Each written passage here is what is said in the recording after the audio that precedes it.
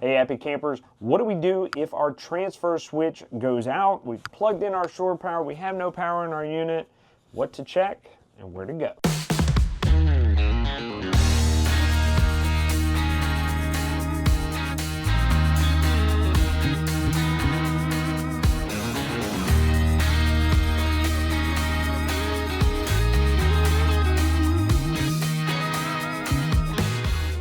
So we're on our transfer switch. All we do is pull the cover off. You got a couple tabs on the edge you just need to pull up on.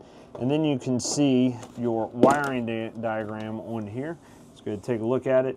So we have shore power and generator power coming in on these, and then your output, which is your load to your coach. All these are just wired up together. So whether it's coming from your shore power or your generator power, it's all going to come out to the same point. So we explained in the last video what it does. We have generator power coming in here, shore power coming in right here. We can see that this one isn't engaged. That is our shore power. It is sensing and saying, hey, I have power, let me send it through. So now we're coming out right here and it's going over to our breaker panel. Okay, so what happens if we plug into shore power and nothing happens, all right? First thing you want to do is go to your power pole, check the breaker on it, make sure everything's good there. Then we can look from there and say, hey, do I have power even going to my transfer switch? You have a meter, all you need, turn it to AC voltage, and we're going to check our red wire to our white wire, and we should have 120 volts. And you need to be careful, of course, when you're messing with this. If you don't know electricity, you might want to get somebody else check this out. But we can see 122 volts. We're going to go to our white and our black.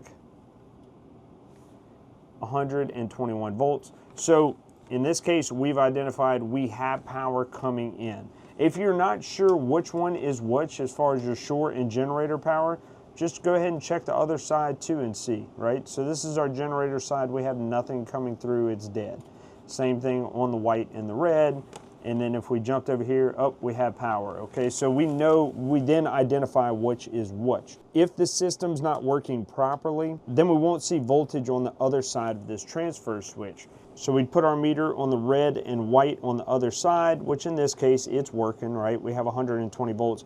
If that relay is not kicking in, we're gonna see 0 across that screen, just like we would over here because we have no power, right?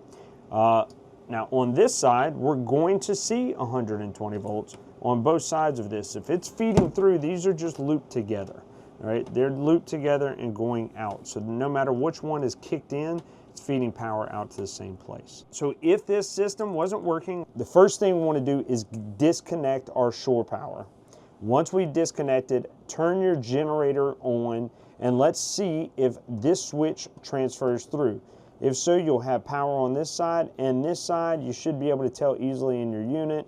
My microwave, my refrigerator, all that stuff turned on whenever I kick that generator on, then this side is working fine. So to get you out of a jam and not having to run your generator the whole time, kill your generator, unplug your shore power, put your meter on here, verify you don't have any power, right? Everything's dead, now we can work safely. Take your Allen wrench, unscrew this side, and swap your cables. Plug your shore power into this side, plug your unit in. Then, as long as this one was good when you tested it from generator power, it will now transfer power through to your breaker panel and you can camp without having to run your generator the whole time. As far as torque rating on these, some people are gonna ask, we're gonna see 45 inch-pounds. Refer to the owner's manual for that kind of stuff. Not a whole lot of people are gonna have a torque wrench in their unit. Look, good and snug will get you by in the moment to get you out of a jam on that trip. So that helps you out if your transfer switch ever goes out, get it to the shop, let them know what's going on, that you've changed the wiring around, and they'll get that transfer switch changed out. Or if you feel comfortable changing it out yourself, it's really not that difficult to do. We just need to undo all our wires, put them back in the same place, right? So hopefully this helped you out of a jam. You got any questions, comments, or anything like that, leave them down below and we'll be sure to answer them. Thanks for watching here at Great American RV, where we'll bring the how-to to you.